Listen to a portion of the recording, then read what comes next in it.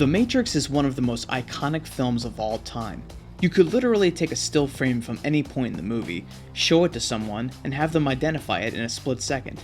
It spawned comic books, video games, 2 sequels, an animated anthology, a load of teenagers dressing like the Crow cosplaying as the Gimp, and far too many irritating spoofs and parodies. But with the release of its 2 sequels, this sentiment changed dramatically, and not necessarily for the better. For audiences, gone was the tension, the lovable characters, and any semblance of logic. But nobody seems to go into any further detail as to why exactly these other 2 films disappoint so deeply.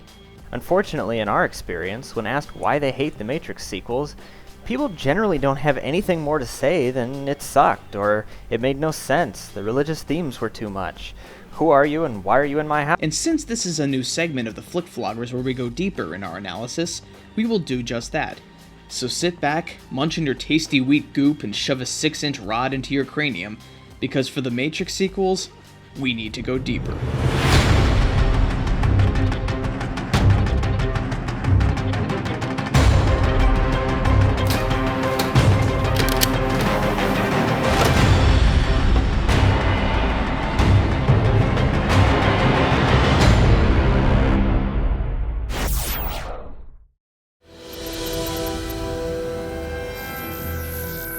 The Matrix had an immense impact on the film industry, not only because of the quality of the film, but because of the risks that it took to make it.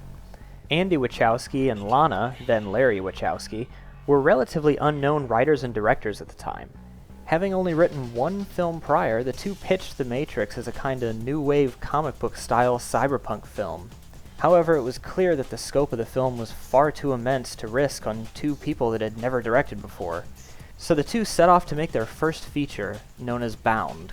This dark thriller not only proved that the 2 were bold in their approach to risky content, but also had a strong visual sense. All the while, the 2 brothers were refining the script for The Matrix and drafting inventive ways to shoot certain effects, granting it a period of about 5 years in pre-production, far more than the average film.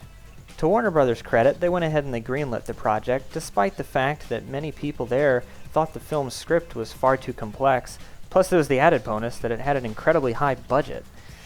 And we all know, of course, that these risks paid off. To call the film a massive success is an understatement.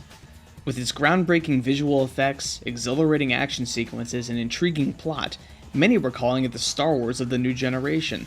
Things like bullet time, which had only previously been used in commercials and single moments in films like Lost in Space, Wing Commander, and Titus, now became the future of cinematic style. We're talking about cameras that are now broken from the subject matter, that are virtual.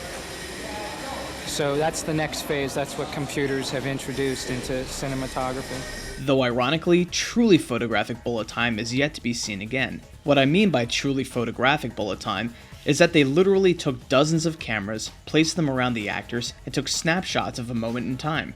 Using computers to sweeten up the transition between the cameras, the effect is breathtaking as we see the subject frozen in real time. Compare this with the purely CGI versions of bullet time seen in the sequels. It's far less of a spectacle. We'll get more into this in the next videos. The film had a major impact on pop culture as well. The aesthetic of cyberpunk, gothic, and sadomasochist culture, which had previously been very niche, had suddenly been thrust into the limelight, with a surprisingly large amount of acceptance. Slim sunglasses, stylishly messy hair, and dark clothes were seeping into many young people's personal style. Hell, my own love of dark clothes and long coats can clearly be traced back to this film. But why is this film so appealing, while films like Dark City, which share surprisingly similar themes and aesthetics, fall into obscurity? In our opinion, the answer lies in a taut script that contains a perfectly paced plot, identifiable characters, and a strong tension throughout. As mentioned before, the Wachowskis had a very long time to polish and refine their screenplay before ultimately shooting the picture. This is why the plot never has a dull or pointless moment. Even scenes like the Chow Hall scene have a lot of purpose and character development. What looks like a downtime scene to give the audience a chance to use the bathroom before the characters re-enter the Matrix is actually laden with dense thematic material. Before the scene begins, we see the depth of Cypher's betrayal and realize that Morpheus is going to be in danger. We then cut to the scene in discussion. First, we get our grim look at the state of the future. Food has been boiled down to a gloopy mess of protein. It's a single-cell protein combined with synthetic aminos, vitamins, and minerals. Everything the body needs. Yeah, thanks, exactly. This, of course, comes after the previous scene where Cypher was dining on the most orgasmic-looking steak in cinematic history. 14 years and my mouth is still watering over that steak. Sorry, Aunt Meg, but the Matrix wins this round. God, he sucks. So going from this to this really gives us a palpable feel of the dystopian future. Second, Mouse lays out the very interesting philosophical theme of perspective. See, I've always wondered if other people see in different shades of color or taste things differently than me. And Mouse has a really great point. How do the machines know what tasty weed tasted like? As a side note, there's a Tasty Wheat poster in the Train Man chase scene in Revolutions. It's a nice little touch. Everything the body needs. Third, what comes off as comic relief actually gives us our deepest point as to the difference between humans and machines. Humans have primal desires. To deny our own impulses is to deny the very thing that makes us human. Out of all the philosophical lines in this film, this might be my favorite. It really encompasses all of Neo's motivations as well as our own in real life. This statement is also what gives credence to the love subplot. As soon as we get this brilliant pearl of wisdom, Morpheus walks in and leads us into the next act of the film. We're off to see the Oracle. This scene, as insignificant as it sounds, is actually a key moment of world building and character/thematic development. In the later films, the opposite seems to happen. The Wachowskis also made excellent use of various character types throughout the story. When you're in a strange world such as this, character archetypes help the audience to better understand and identify with what's going on. Neo is our naive fish-out-of-water blank slate, allowing for the audience to experience and learn things about the setting through his eyes. Morpheus is the mentor character, the deliverer of exposition, and the foundation of trust. When he's captured, you're damn right we want him back. Trinity is also somewhat of a mentor as well, as she is just as experienced as Morpheus is, but her strength comes through her abilities as the showstopper. Her action sequences are absolutely breathtaking, and if you knew the amount of pain and anguish that Carrie-Anne Moss went through, it makes those scenes all the more amazing. We also have our lead villain with a real motivation as well as an army. Then there's the supporting characters, the mystic, the traitor, the comic relief, the red shirts, and the tech talk geeks. There's nothing too complicated here. The world of the film and the roles therein are complicated enough. However, some say that Neo is too much of a blank slate and that he really doesn't become an active character until 2/3 of the way through the film. And I'd be lying if I said this isn't true. Other people claim that he is boring because of his portrayal by Keanu Reeves. And this sounds kind of mean, but we have to say it. Keanu Reeves isn't that strong of an actor. Bullshit. He does have his moments, but let's face it, you don't expect an Oscar win anytime soon. Big, however, his sheer dedication to these films is on par with the directors. Even after friggin' neck surgery, he's still training along with everybody else. He put in so many extra hours of training and did take after take to get specific moments right.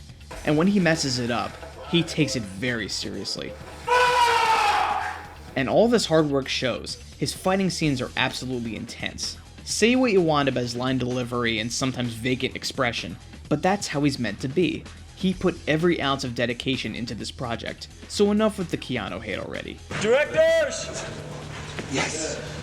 Besides, can you imagine if they had cast the director's original choice, Will Smith? Oh, hell no. Now, Will Smith is a really good actor in his own right, but in this stage of his career, he was still in his playful Agent J of Bel Air phase, and, said by Will Smith himself, wasn't mature enough as an actor. So he instead went on to do Wild Wild West. Yeah. Also, you'll never believe this, Nicolas Cage was actually approached for the part. Yes, Castor fucking Troy was almost Neo. So please, if you complain about this, just remember it could have been this. You are here because Zion is about to be destroyed. I'm sorry, I'm allergic to bullshit. Interesting.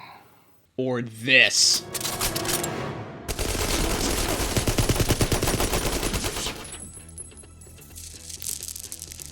But what good is a tight plot and lovable characters without conflict or tension? Again, we'll talk about this a little bit more in our upcoming videos about the sequels, but for now, here's an overview.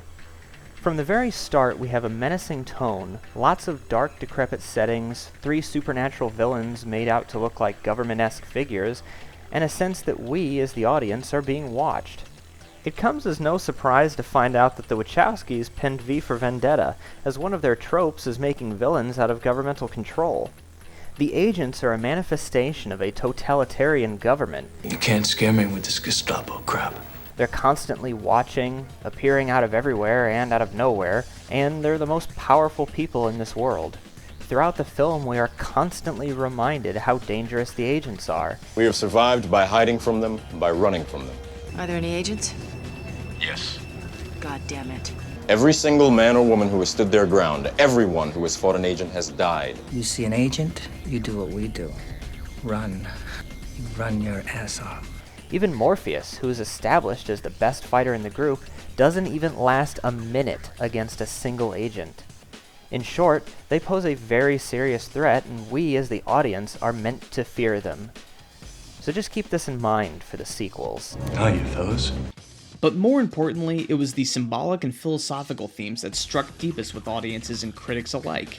After the film's release, there was also a wave of paranoia, albeit playful paranoia, that we are indeed living in a computer-simulated world.